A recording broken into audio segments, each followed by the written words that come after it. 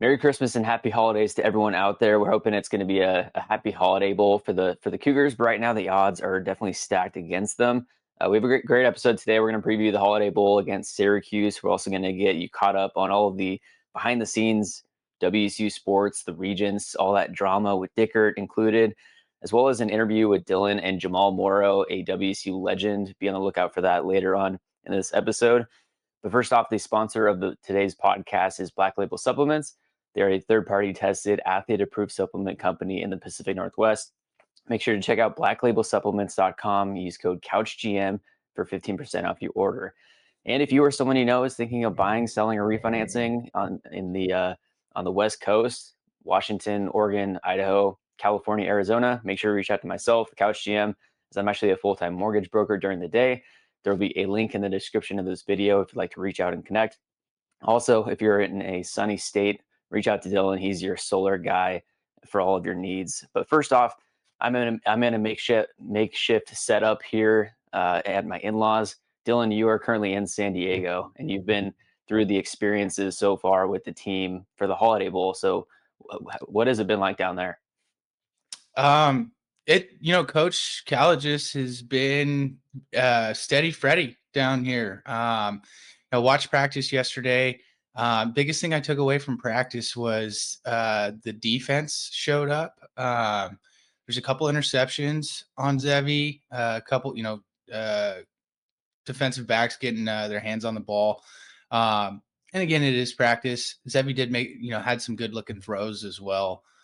Seemed like he was kind of manning the offense, and we'll see. I still can't really report on injured players that are in there yet. So I'll just say this: I expect us to have the main pieces of our O line minus Falili Famoe.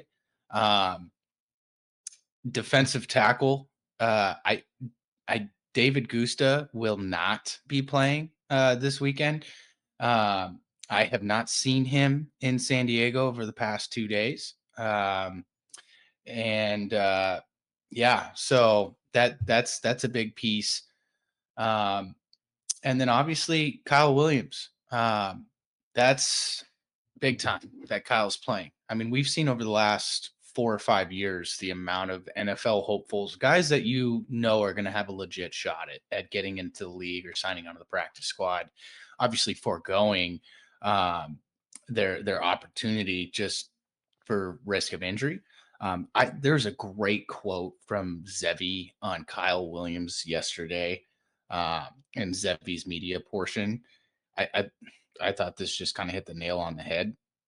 My question was kind of posed in a similar way of how I just brought this up. Like, hey, we have so many guys that leave and bow out of the bowl game, and this is what Zevi Eckhouse had to say about Kyle Williams. He said, "I think that just says something about his character. For all the scouts and NFL guys that are kind of looking at Kyle Williams, we've had a lot of guys that kind of tanked shipped. We've had coaches that have left through it all. Kyle Williams has still stuck it in and stayed here with us. So, hats off to Kyle Williams. And he's a big time player, and it's nice to know that, hey, we might get ransacked on Friday, but at least some of our better players, senior wise, are going to be playing."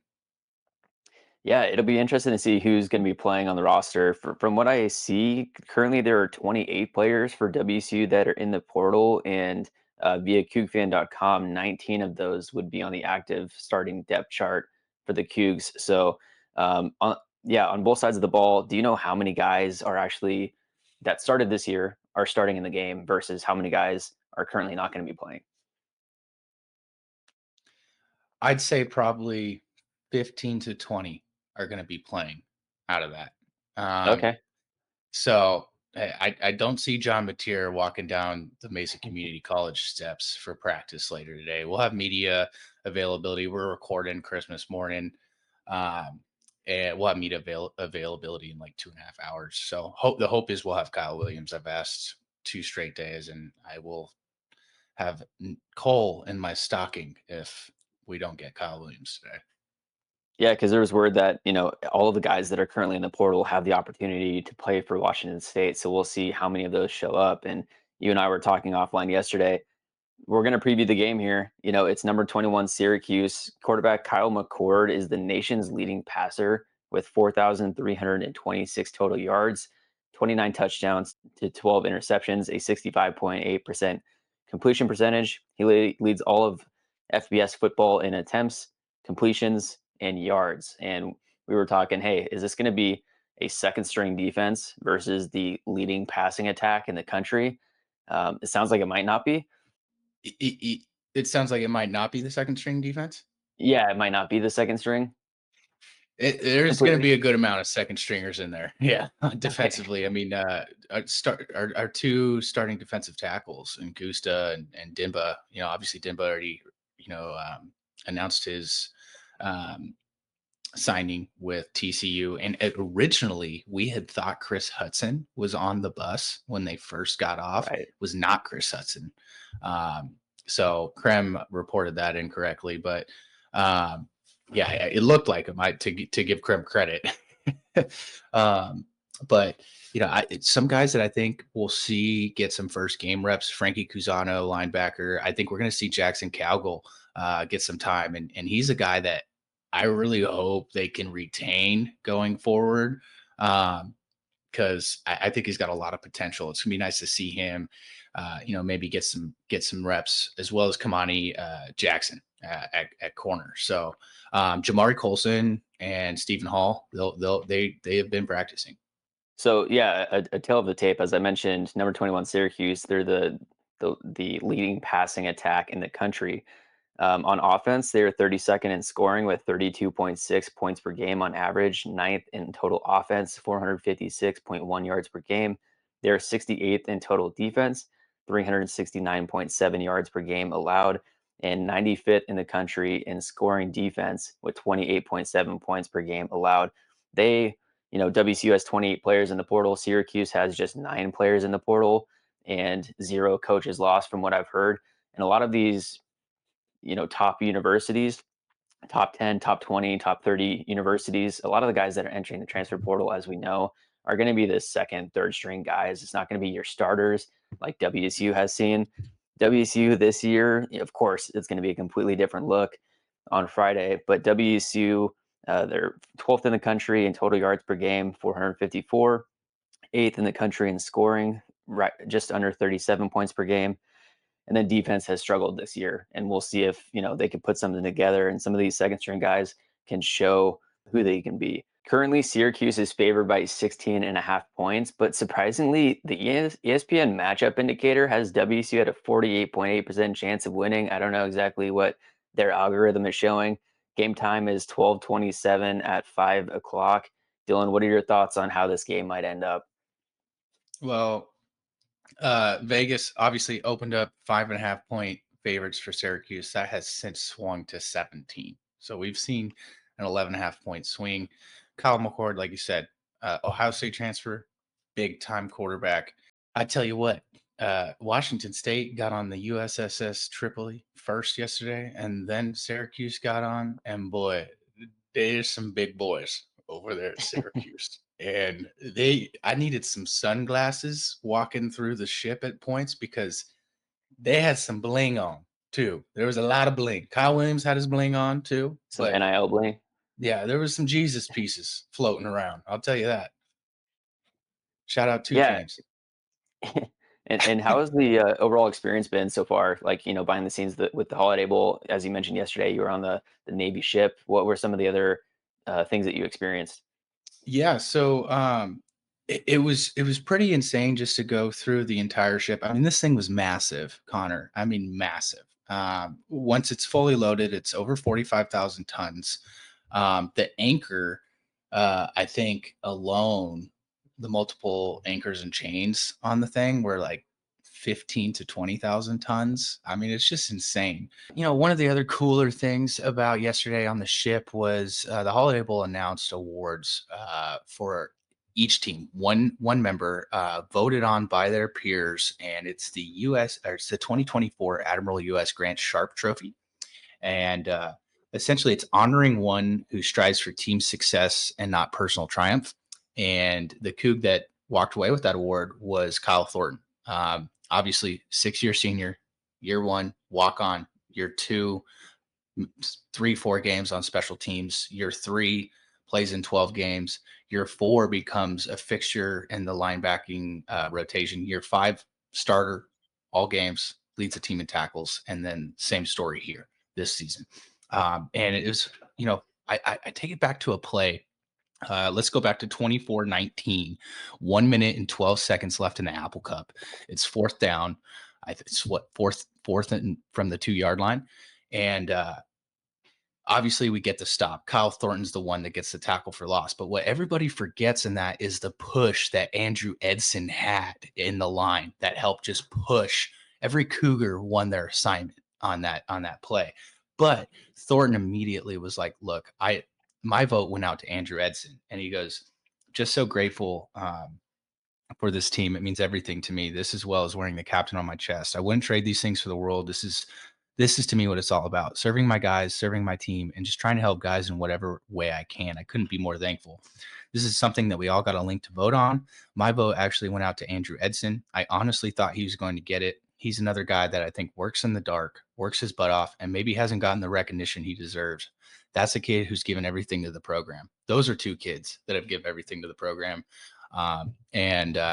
Excited to see them go out. Hopefully they can go out on top. And the one last thing that Thornton said, which was like a lasting impact in this article, and I asked him just about, like, how do you want to be remembered and this and that legacy, and kind of tied it into the current state of Cougar sports. And he goes, I want to leave Cougar Nation that all is not lost. There is hope out there, Thornton said. There's a lot of negativity kind of swirling the Cougs right now. As much as everyone loves to sit there and be negative, and certainly misery loves company, the God's honest truth is that we have 90 or so guys that are excited to play this football game. We have even more guys that are excited for the future of Cougar football. People can paint the doom and gloom story all they want, but the sun's going to come up. The future will rise. There's exciting things coming to Cougar football. We're hoping to win. Come Friday, we'll showcase that. And that was awesome. That was great to hear. Yeah, let's hope those seniors can go out on a high note. And kind of alluding to the Holiday Bowl, you had an interview with Jamal Morrow. What did he have to say about the Holiday Bowl experience? And that is a Coug for life, a guy that was played his entire career at WSU. He's a through and through. He bleeds Cougar blood. What did Jamal have to say about the Holiday Bowl experience and what he remembers of those various games? Obviously, love getting all the free gear and everything that comes along with it. The Cougs were decked out in really nice all black Nike Holiday Bowl gear. And at the time when there was no NIL, that's what you're looking for, you know.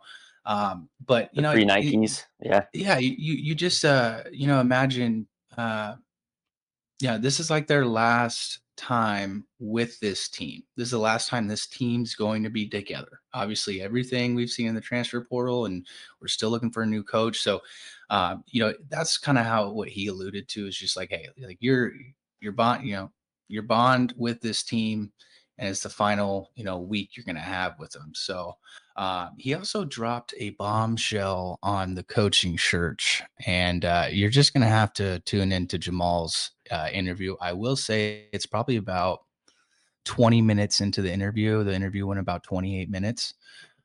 So keep your eyes and ears peeled for Jamal's interview. Perfect. So Friday, 5 o'clock, San Diego is the Holiday Bowl. Now let's pivot to the recent John Canzano article that came out on some insight into the Board of Regents, the funding for the athletic department for football, some of the reasoning why Jake Dickert left, why Ben Arbuckle, the quarterback coach, the running backs coach, all these different guys have ended up leaving. And a lot of it might be due to monetary cuts that have been happening behind the scenes. So a little insight from this article is that the Board of Regents had met with Kirk Schultz, who's the president of Washington State University, in mid-November.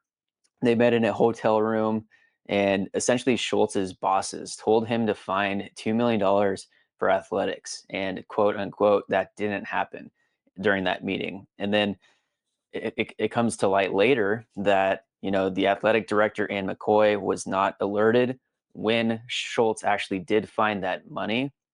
Schultz, a quote from the article, Schultz failed to mention to AD Ann McCoy that the money was coming. She didn't know that this money was coming until an email exchange with Regents the Sunday after Dickert had already left. the narrative was that WC would have to continue to cut funding, and that was being relayed to Jake Dickert throughout the season. And I'll get into a Schultz sit down with Dickert in a second, but this was a range of $2 to $4 million. And as we look at the assistant coach salary pool, it went from $5.9 million in 2023 to $4.9 million in 2024 to $3.5 million for this upcoming season. So essentially, Jake Dickert is having to go to Arbuckle, to all these other guys, saying, "Hey, we all have to take pay cuts if we want to stay here." The public image of all of these coaches leaving and how they left looks awful. It makes more sense when you start to hear about the cuts It that were does. happening behind the scenes. Yeah, I think my tune changed just a slightly on Dickert. He's still a snake oil salesman and a liar. I thought Jeff Nusser had a great article where it's like basically explaining like, look, Kyle Smith and Mike Leach, they never lied about the future. They kept it the job at hand and right now, and that didn't affect their coaching, is what he said. Is like we were bummed when they left. We weren't like angry like Coach Right. Dickert. It's like I think that interview that WSU deleted. I think that's what really is bringing in the vitriol of Coach Dickert. But I mean, one of the things described between Schultz's and Dickert's relationship, uh, it was described as petty and personal. That doesn't It sound can't good at happen. all. Yeah, Like, it can't happen in business. and then the fact of like during that second bye week, they said, okay, Dickert and Schultz had a sit down, and it's painted in the article. Gonzano basically said like Dickert was trying to humanize like the football building. He walked him around. He said, "Hey, look, like this is whose livelihoods you're affecting." And Schultz just degaffed it. And I think like the biggest thing that I took away from this article and Connor, I mean, I said, what the absolute, you know, this was crazy. One of the initial points of friction between regents and the president was sparked by the breakup of the Pac 12 in August of 2023. Board members were frustrated that they had to push Schultz to join Oregon State in the lawsuit against the 10 departing members of the Pac 12.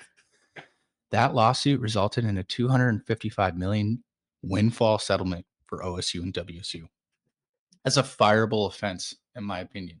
The fact that he needed to be pushed into this, I mean, it goes into the other old aspects of, he was in line with having Larry Limo Scott as the Pac-12 commissioner.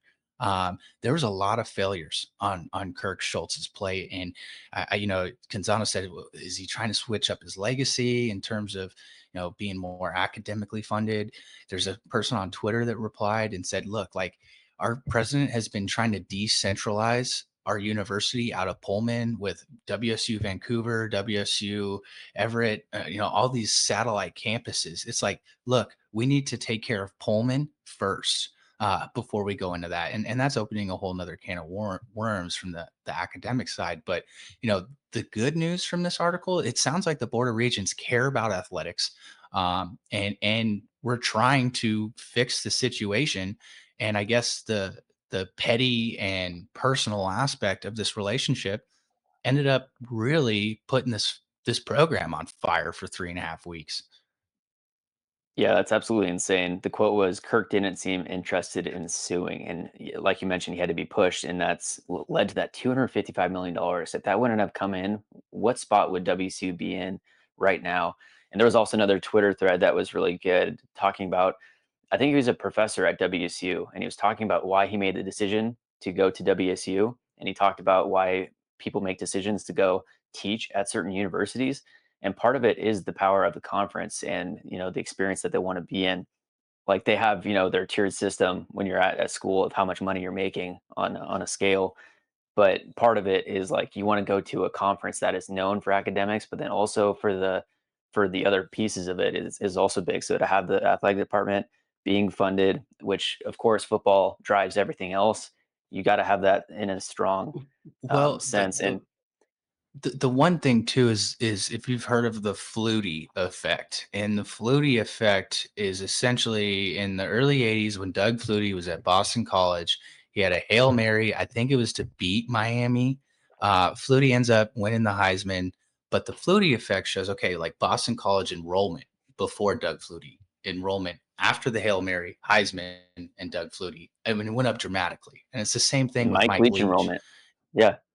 Yeah, and when I decided to go to WSU, I transferred in 2015. I'm not going to sit here and tell you I went to WSU because Mike Leach was coaching there, but the Murrow College, and then I was looking at the other aspects. Is okay, like that football program has some promise. Like Mike Leach is dope. I mean, I grew up watching Texas Tech. I mean, that crazy Michael Crabtree catch against Texas when they knocked off number 2 Texas. So I do think football goes hand in hand with enrollment, and with enrollment issues. Well, you know what? It's time to put resources into this football program. Um, Especially over the next 5 years with the landscape of college football, with it possibly changing again with all these TV contracts ending in 2031. You've got to put yourself in the best situation to possibly be picked up or to continue to be a conference in the building Pac 10 or Pac 8, Pac 12, whatever it is, that you're going to be uh, shiny to teams. Like maybe Calford decides in 2031 ACC is not for us, with Florida State, Miami, and North Carolina possibly bouncing. So, you want to stay steady where you can get into the Big 12, or you can continue to build up the Pac 12. And President Kirk Schultz is retiring in the summer of 2025. And he was also quoted in that meeting with Dickert stating, "I don't mind becoming the president known for right sizing the football program." So the sooner this guy walks out the door, the better. And there's a lot of stuff going on with WSU right now in the football. There's a lot of turnover, a lot of stress. I think we potentially are in a huge turning point for the program in a positive sense, in that we could get a new president coming in, new head coach, new complete coaching staff. Ann McCoy, the athletic director, and the board of regents clearly have stated that they are prioritizing athletics and football as like a leading force moving forward. So that is a positive in all of the negativity that's going around. Now moving to another article from CougFan.com, or if you're not already, go subscribe to CougFan.com. They've got all of the latest and greatest Coug information. There was actually a former player that was coached by Jake Dickert that wrote an article speaking on essentially what that experience was like for him. The article kind of started off by saying that, not gonna lie, Dickert is a hard guy to like. You have to think about, the circumstance under which Dickert became the head coach. Rolovich was the head coach. Jake Dickert was the defensive coordinator. Of course, Rolovich was let go of, and these players were recruited by Rolovich. So when Dickert stepped in, Rolovich is very easygoing. Dickert is more disciplined and no nonsense, and he could be rough around the edges. And he's purely about business, is what this player stated. And so, essentially, what this player stated, to add some light to it, what Dickert has been showing is 100% him. And so, while we can say all we want that with the optics of what happened recently and how his departure happened, it was awful, and we're all pissed at him. He's the snake oil salesman. What he had been saying up to that point very well could be 100% him. And then also adding to it that insight from the Regents article, the reasoning for why he maybe left at when he did, it makes more sense and it fills in some of the gaps. But this article also stated that where the disconnect is in the execution of the message. So Dickert has end of season meetings with the players, and this article states that if you're a first string guy, second string guy, you might have a very different experience than if you're beyond that with Dickert, to where he's no nonsense. He'll have the meeting with you at the end of the season and flat out say you're not good enough to be here. This article says that Dickert loves good players, but guys lower on the depth chart are extraneous. Starters versus backups have a much different experience overall. Dylan, what are your takeaways from some of this insight? Yeah, I mean, dude, like he pretty much did this with none of his players through the first couple seasons. I mean, it was all Leach players and Rolovich incoming recruits. Um, I mean, it just paints a picture where it's just like, look, we maybe dodged a bullet with Dickert. I mean, a middling 23-20 record, and he just took the life raft. I mean, well, I just don't see him having success that he had at Washington State, at Wake Forest. He's got no connections to the area, but I think it just kind of paints a picture of kind of how a lot of these players were feeling, because you're seeing a bunch of second stringers and third guys on the depth chart also transferring out too. So I thought it was a very enlightening piece. CFC's just been dropping some great stuff over the last couple of weeks, and you know, we'll see kind of how this fizzles out. But I doubt we hear anything today on a head coach. I would have liked to have seen us had a head coach before this game started. It'd been nice to have a little buzz on the broadcast as we're getting our tails kicked in between our butts.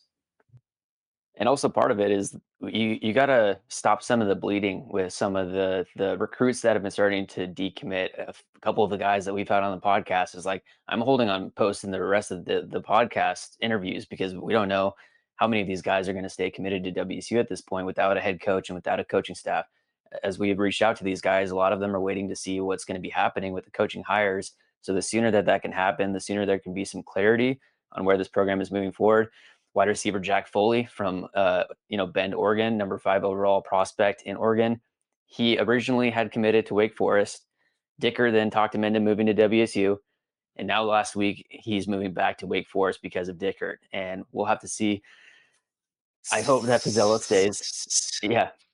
It's like, yeah, what was the communication behind the scenes? I freaking hope Pizzella stays. But I mean, I understand why some of these guys might be making moves. You're 17, 18 years old, making these big decisions on your future. There can be a lot of emotion in it, and we'll have to see where things move moving forward. And then just a couple things to wrap up that article and this episode. The 2 questions that the former player asked: Are you a quitter, and are you a bandwagoner?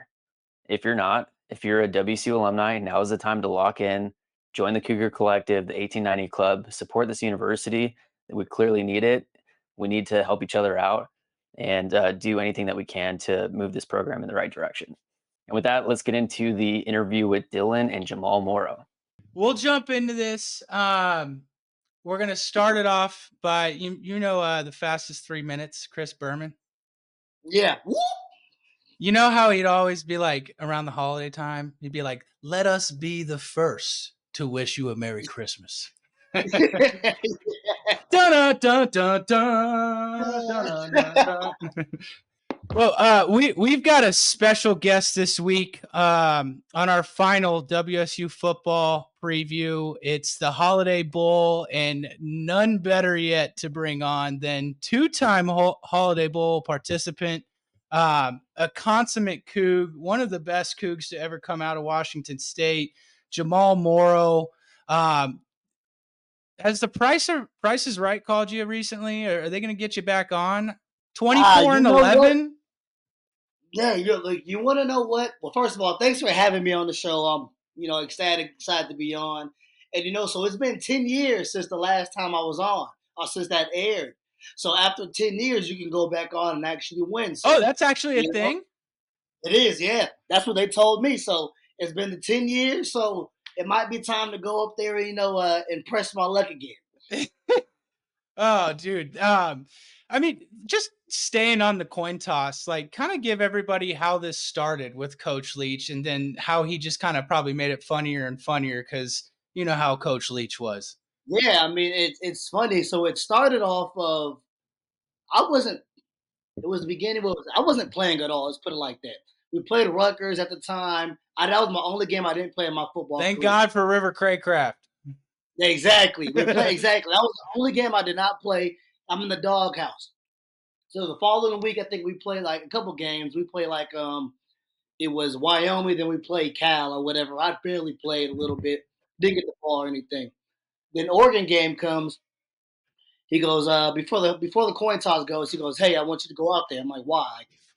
I haven't played in like 3 games. I'm barely just getting some time. He goes, "Put you out in the coin toss." I'm like, "Okay, why not?" So I go out there, and next thing you know, we throw it out there, heads and tails, whatever it was. We get it. We're in Oregon, Eugene. We win the game. We go into overtime. I do the coin toss again. We win. Next thing you know, we win the game. And after that was it. After that, that was the forever. Yeah, it was over with. And it was funny. So I think it was so loud in Eugene the first time I called it. Whatever happened, I said heads or whatever. It was actually I said the opposite of what the ref heard. So if I said tails, the ref thought I heard heads, and that's how it all started, honestly. So you should have been wrong from the jump. Exactly. I should have been wrong from the jump. And then that is how everything got started because the ref heard the wrong thing. Well, first Crazy. off, I know this is a family program, Connor. We love you, but Jamal, what are we drinking tonight? What's the drink of choice on Christmas Eve? Oh my goodness. So I went to it was a white Christmas gift, a gift exchange, and I ended up getting some banana pudding moonshine. Oh, Yeah. damn. So I mixed that up with some coffee, and so that is what we have here. Well, So cheers. We've got some vino on cheers. this end. Just kind of finished Christmas Eve dinner, and we want Oh, to nice. send our condolences to not condolences, but our wishes to Connor. You know, he had to hit the ER with a family member. Just like 30 minutes before we were supposed to start this. So Connor, we're thinking of you. And I'm sure we'll probably be busting the rest of this out later this evening. But Jamal, you've got the Santa hat on, but most importantly, you've also got that gear you got from the Holiday Bowl. All the 100%. Cougs were decked out in their all black Holiday Bowl attire today. That was some good stuff.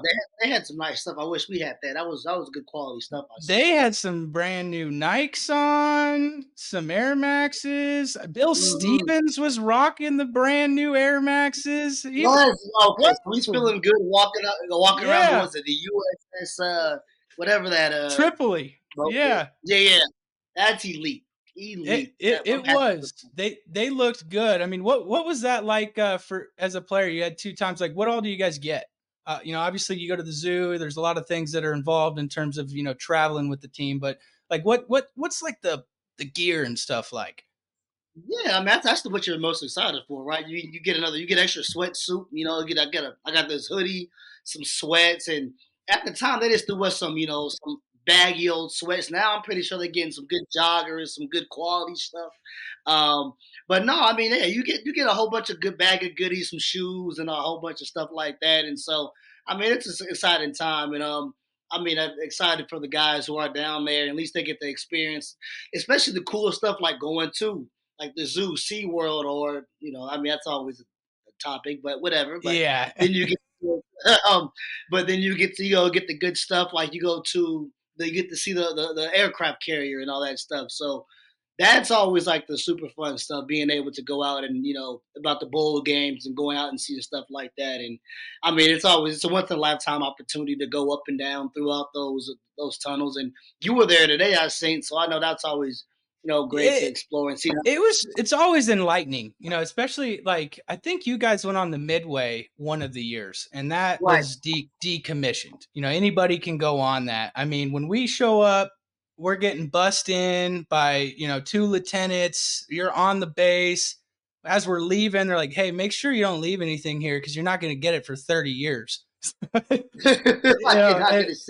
And just seeing, I mean, this ship was massive, Jamal, and it's an active ship, and it just kind of like, I'm not a super patriotic person. I do have patriotism, but like it kind of puts everything into perspective where it's like, hey, the reason we're out here, I can talk about football, you can play football, is because hey, they're fighting for our freedom. They're out there for it. And that's actually cool to see an actual live like that is active, and they're going on missions, and this is the stuff that they're using. That's cool to actually see that. I couldn't help but like I kept finding myself like a few different times like watching some of the explanations from the active man and be like, God, Coach Leach would have just like, this is just his prism right here. Like, you would have thrived in this environment. Absolutely thrive. Now, did you go to the zoo and SeaWorld since it was back-to-back years? You guys switch that, or did you? Yes. Yeah, I think the first year we went to SeaWorld, the second year we went to. Yeah. I'm gonna take a shot out of the dark here. I'm guessing the zoo was the better of the 2. Yeah, the zoo was better. I mean, let's do it. The zoo. The zoo was obviously it was a good time. Like we got to explore and walk around and try all that good stuff. And so didn't something happen with the draft exhibit? Wasn't there a bunch of players with the drafts? I couldn't remember if like Coach Leach had something going on with the drafts. I don't, because there was certain things. I'm actually thinking about it. We had an option. it was either go to the zoo or do something else. I chose something else, but I think there was some guys who went to the zoo. Yeah, because I And so got a the picture with River Craycraft and Gabe Marks and like Nick Begg, a lot of the guys, like as we entered the zoo. But kind of jumping into the prep work of a bowl game and what these guys are going through.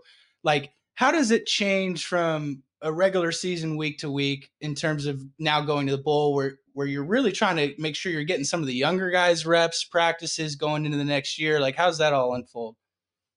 Yeah, I mean it's a different time. I mean it's exciting time. Obviously I can't picture how it is nowadays with the transfer portal and all that stuff. But I mean, at the end of the day, we know we're gonna opportunity to go play a game. We want to go out and win the game at the end of the day, and we're going out there to enjoy ourselves. We earned this, and so we're gonna go out and enjoy the last couple. This is the last time this team is going to be together. And so for us, we're going out there, we're enjoying ourselves, and we're out there practicing ball, and you get to see the younger guys who you see making plays throughout the whole season, on who are redshirting. This is their opportunity to go out and make plays and put themselves on the map and project themselves for the next year. And so I think that's always an important part to realize that there's guys that are who are this is a huge step for their career. They get to go and have the opportunity to go out and just play ball, and maybe sometimes they might play in a bowl game if they haven't played yet. So I think it's always an important part for that aspect. But I think the most important part is you're just the family. You're going out and we're all together having a good time. And this is the last time this team and the group of core seniors are going to be play ball together. So that's the memorable part I remember the most about it. Yeah, and obviously, you guys didn't experience NIL, transfer portal, and and Yeah, yeah. it's a touchy subject around Washington State right now, and I just got to remind everybody, like, hey, players leave, but at the same time, players also come back in, as well as coaches and whatnot. But looking at the transfer portal, 27 Cougs in the portal. I think there's probably 4 or 5 that aren't going to play. Obviously, Mateer, Wayshawn Parker, Nick Harborer, Dinba, and a couple others. What's that say about this group still to stay intact during this time period of college football for this game? How impressive is it what the staff and that team did? I think it shows. I mean, like people always say, where's the true spirit at? I mean, at the end of the day, this shit shows that there's still true Cougs that are who love and are Coug through and through, and they want to stick it out and play in this bowl game. They worked their whole season to play, and now they have the opportunity, to play in this bowl game, in a great bowl game in the Holiday Bowl. So it shows that there is, that there's still true and true, bred Cougs who love the crimson and gray and bleed crimson and gray and want to go out and and do this for the university. But I mean, if teams are offering a couple $1,000,000, a couple $100,000, I get it. I mean, I'm not. Yeah. I'm not here to bash anyone on making a decision that's going to impact the rest of their life and for the better. So that's always I can't hate that, but you can't hate on John Mateer and these guys. I mean, that's life-changing money. It's at the end of the day. Exactly. At the end of the day, I mean, you can't. I mean, I love it. I love it for the guys, and obviously, I would love for them to play in these bowl games. But at the end of the day, like, hey, they won us some football games. Great for them, and I'm excited to to see where the rest of their career goes and best decision that whatever the family thinks is the best decision for them. Now, transfer portal. You have so many guys in and out and in and out. I mean, like, what's the best way of trying to like regulate it in some way where it's beneficial to the school and the student athlete? Obviously, hey, student athletes nowadays, you have, all the opportunity to find what the best fit might be for you going forward. But in my opinion, I think it's just delay the portal opening until the season ends. Yeah, and I think that's very important. Like I'm like that's the most simplest thing. You delay the portal back, and then I heard it was like enrollment issues or like that might cause delay of enrollment for a quarter system and people like that. So I mean, it's everything has happened so fast, and I have nobody really knows how to get a handle of it. Um, I'm all about like, hey, like I think you should do it either before the signing day, so at least when uh, we have kids who are committed to the school, then your coaches up and leave. Are they able to hop back into their recruiting if after they sign their letter of intent, They are. or can They they? are. They are. Yeah, they're Okay, allowed so to. And then the transfer portal, like it originally, like let's say Dickert stayed, he didn't leave. It was the last day for it to be open was the day after the bowl game, so Saturday of this week. But with okay. Dickert now leaving, it opens it up for an extended 30-day period.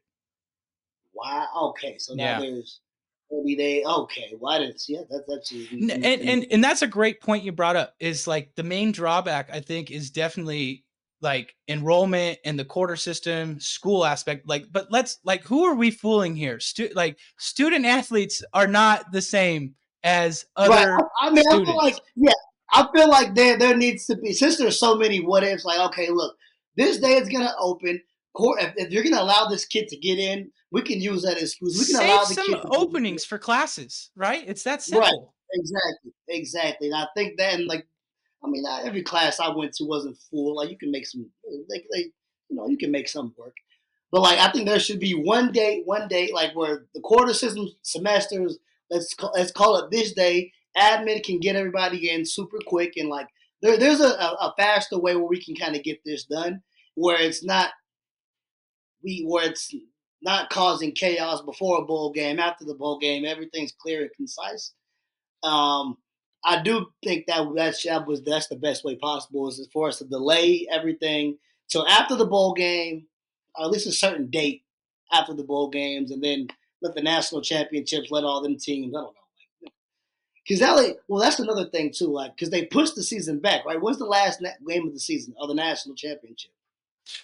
Is that like? Is it in the like? I know it used to be like January 10th or 13th, around that time. It's probably going to be in the 20s. I don't know the date. I'll look for it.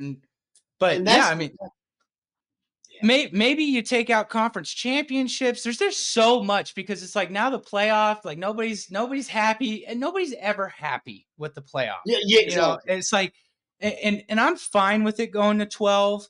I respect Boise State and Arizona State and everything they do, but did they deserve a bye? I don't know. You can make an argument both ways. Right. So regardless, like it just seems like college football right now is just kind of turned upside down, and it's like it's like a greased pig. Nobody can grab it. Like it's all over the place. It's still great. Like, don't get me wrong. There's still great aspects of it. And the one thing I'm going to bring up is, okay, hey, you weren't in the NIL area, but you were pre-NIL. So now like you're a Coug for life, Jamal. I mean, people, the amazing overtime against Boise State, you going into the end zone to win that. I mean, that's one of the first things I think of when I hear Jamal Morrow, is that play, or The Price is Right. Evan Klosky, shout out Evan. He replied to us. He said, "Hey man, when we getting him on the price, we're gonna have to reply and say, hey, that 10 years is up."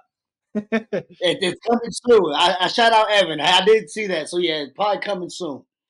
Yeah. So But I mean, yeah. but what's it mean to know that, like, dude, like you end up at the Coug, you're not buying a beer. I mean, we're buying that beer for you. You're a Coug for life, and what's that feel like for you?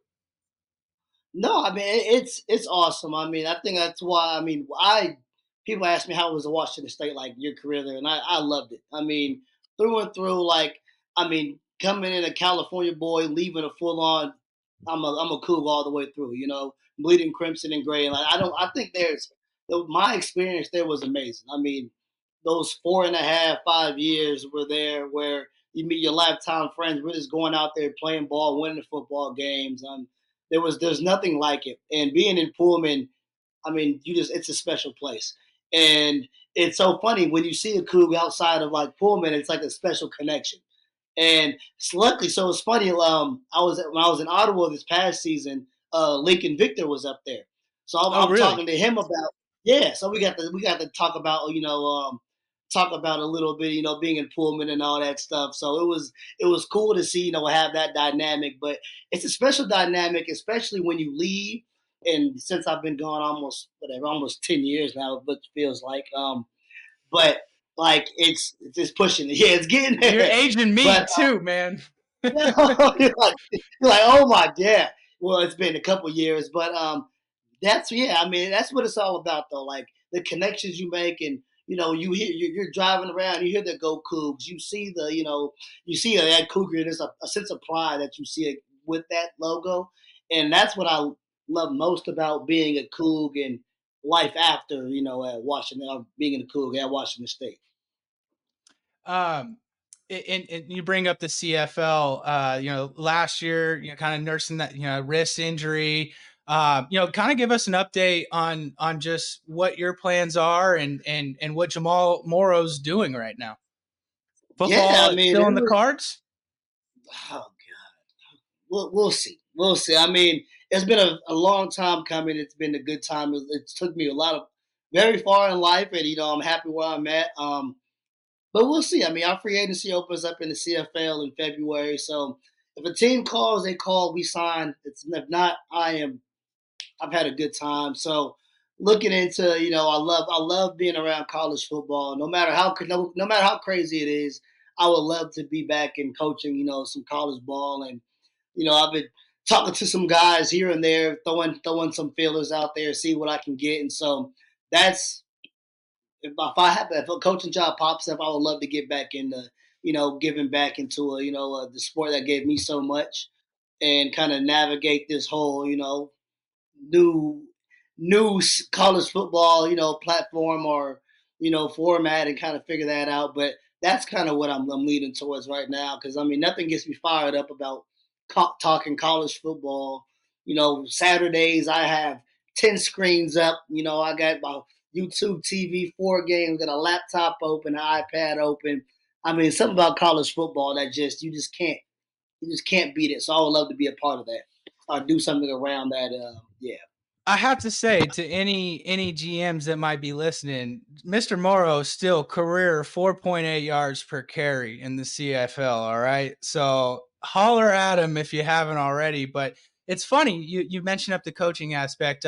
I was a big baseball guy, growing up, played baseball. I coach at JV at a high school here in San Diego. Yeah. Seeing Jihad Woods today on the field coaching the linebackers. You've got Luke Falk coaching, Parker Henry. I mean, there's a lot of former guys from your team that are currently coached. I mean, are you bouncing ideas off of these guys, or kind of getting some motivation seeing them out on the sidelines? Oh, 100%.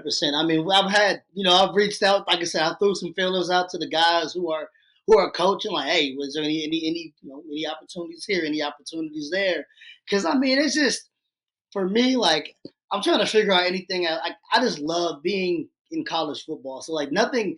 I'm watching game day. I'm getting chills. Like there's the bowl game I have on right now. I'm like, this is elite. I mean, this is what I want to do. And so I would love to, especially coach with somebody who, we've connected, we played ball with. That's always a goal, right? Like you play together, you coach together. So that's kind of I've definitely throw some fillers out there. So seeing those guys out on the field and putting great work in, hard work in, especially the guys who played at Washington State and are actually coaching, at Washington State, I love that for them. And I hopefully one day we can get that, we can get there and coach at the alma mater. But that's yeah, it's done.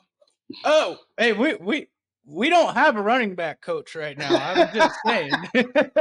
Right. Those two Holiday Bowls, you obviously spent Christmas together, right? Yeah. So tell us how Christmas was with Coach Leach was like. Do you have any funny stories from those two Christmases at all? Anything? No, I mean, it's kind of like, you get out, you have curfew at, for us, it's like curfew at 2 or 1 night, 1 a.m. Then it's like 12 at 12, Just and gets then lower and Christmas. lower.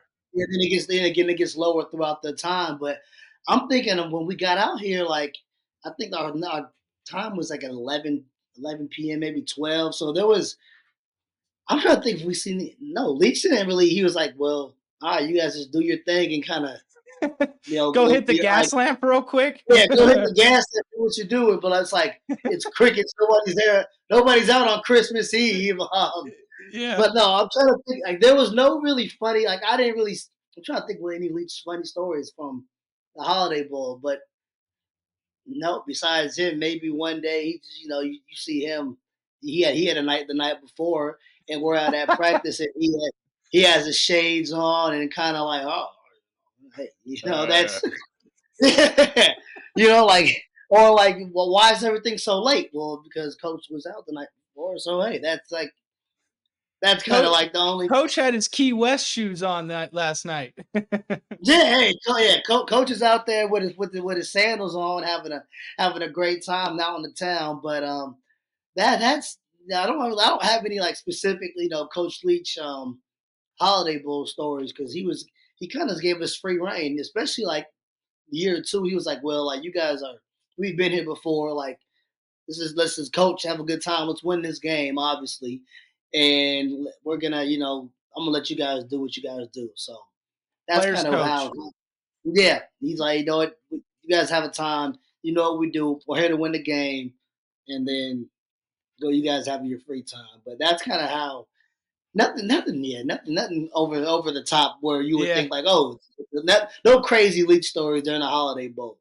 The Cougs are, obviously they're going to have their backup quarterback. And it's not just like a normal backup quarterback. He's a senior, played 3 years at Bryant, the FCS level. Zevi Eckhouse, Southern California boy. So he's going to get his first D1 start, first start at Washington State in his home state. He said he about have 15, 20 people showing up to the game. You said you're going to the game. Some more former players possibly as well, right? Yes. We'll be 100%. Down there. We'll throw you up on the Coug fan Twitter page. We'll make sure to do that. But remind me, was Luke Falk injured heading into that second game? Like, why did Tyler start? Yeah, he wasn't. Yeah, he was hurt. So what?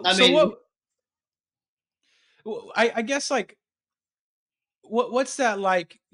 Knowing, hey, like your backup's going to start, but he's got 2 to 3 weeks to get in first team reps with everybody. And in Tyler's case, he was phenomenal. Like he could have started at 100 other schools, arguably. Yeah. So like, what's that like going through, trying to make sure you're getting the backup up to speed with everything? Yeah. I mean, that's exactly what happened. Essentially, we got Luke, who was nursing an injury throughout the whole entire season. So he was battling that the whole season. So then we know we had Tyler, and Tyler at that season, he had put together some great games. So we had nothing, but confidence in him that we're going to go out there and, play good ball, and we're going to, go win the game. Obviously that didn't happen. But like, besides that, like, it's like, we knew with Tyler, he played, he came back against Boise, he came in Arizona, like he had reps before, so it wasn't, and we had a great practice. So like the week of the bowl game, we had a great time, like great practices, like we didn't miss a step, everything was rolling, so it was fine. We just went out there and didn't play as laid an egg. Yeah, laid an egg. So that's kind of what happened. But yeah, like I mean, especially having a guy who has a senior, he's a senior, has great experience, and for him to go out there and being able to, at least we'll have a good group of guys, at least, going out there. Is Kyle playing, by the way? Kyle's playing. Kyle was at practice today, and Zevi had a great quote, and that story is like about to get put up on Coug Fan, and because I asked him that question directly, because you saw Kyle get off the bus with his bling on too. He was ready to go. I'll tell you what, that Syracuse roster has some shine in the USS Tripoli today. There was a lot. I needed some sunglasses in some of the hallways. I Jamal, can imagine what Coach Fran has over there, getting Kyle Honda McCord out there. Yeah, okay. I can imagine those guys got some, huh? You need some sunglasses for them. so this is what Zevi said about Kyle. He said, my question posed was, what's that say about Kyle Williams in this day of age where you see so many seniors with NFL hopes just not even risk it, Yeah. And he goes, I think that just says something about his character. For all the scouts and NFL guys that are kind of looking at Kyle Williams, we've had a lot of guys that kind of tank ship. We've had coaches that have left.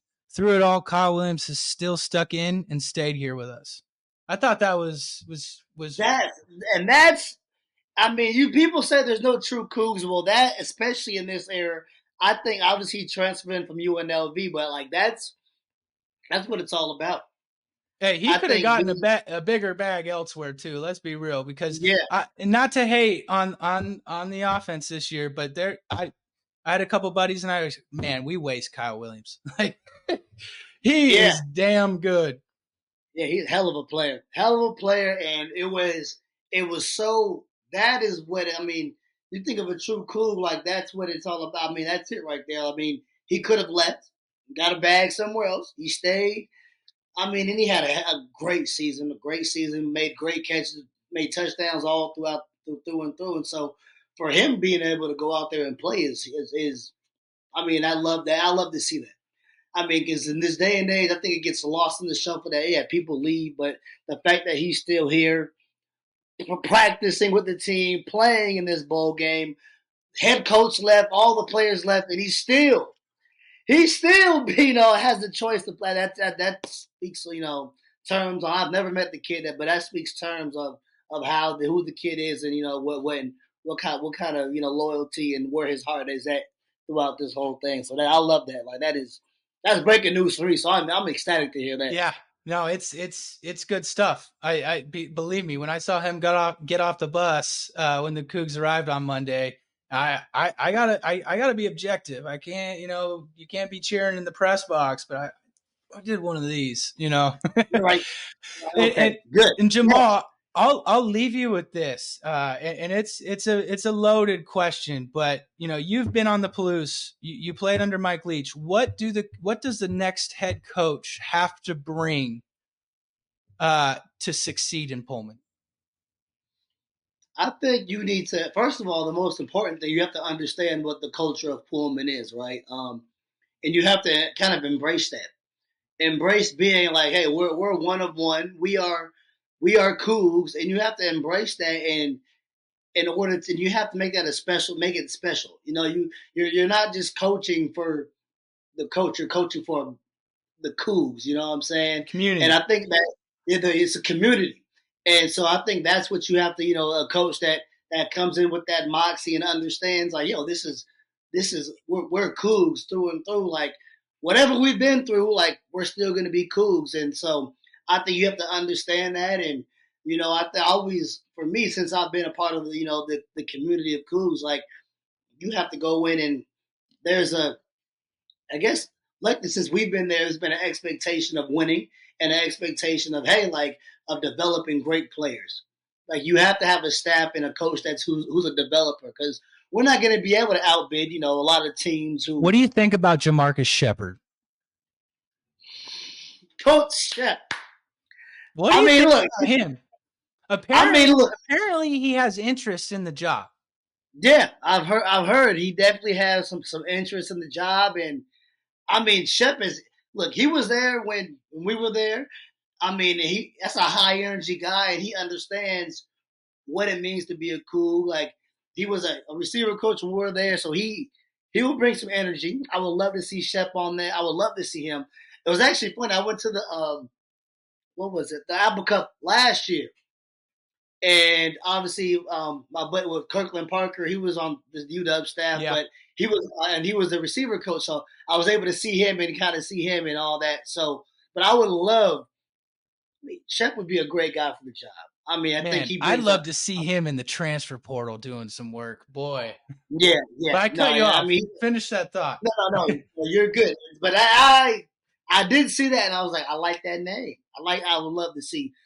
And he had, I mean, like he coming from Alabama, he would have the little Alabama ties down the South, and so I would love to see that. Could you imagine how Cougs would react if all of a sudden he ends up being the head coach and there's just like 4 or 5 Bama transfers that follow him over to Wazoo? Fly over to the Palouse. We get a couple Bama receivers who just bottom of the depth chart. Come on, I would. Well, That's it. Jamal kind of like gave us some insider news. Everyone, he said he heard that there's some mutual interest. So hey, we'll leave it at that. Hey, Jamal, that's all I know. That's all I've heard. Hey, you know more than I. You know more than I will. Hey, I'm looking forward to seeing you in person, dap you up on Friday night, and I'm sure Cougs are going to be excited to just go, oh, that's Jamal Morrow. Well, go say hi to him, okay? He's going to be at the game. Really thank you for the time, man. Looking forward to seeing you, and go Cougs, baby. Hey, go Cougs. Hey, Dylan, appreciate you. Hey, again, Connor, praying for you and your whole situation. Hope everything goes well, which we heard. So, but yeah, hey, man, appreciate you having me on the show, man. Loved it. Merry Christmas to everybody watching this, and Merry Christmas to you too, Dylan. I'll see you on Friday, man. Merry Christmas, man. Appreciate it.